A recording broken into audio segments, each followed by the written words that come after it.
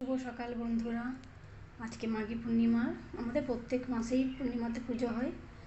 তো আজকে ঠাকুরমশাই এখনও আসেনি, তো তাই একটু ভিডিও বানিয়ে তোমাদেরকে দেখাচ্ছি। এই যে জোগাড় করলাম সব, এখন সাজালাম। এই যে নারায়ণকে সাজিয়েছি,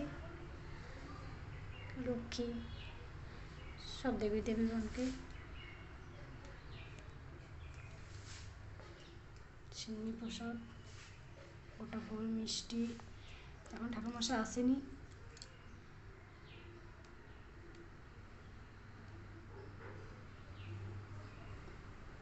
বেলপাতা মা গেছে ছাড়াতে।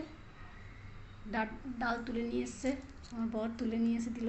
বলে ধুয়ে, নোংরা তো খুব, এখন ভালো করে পরিষ্কার করে।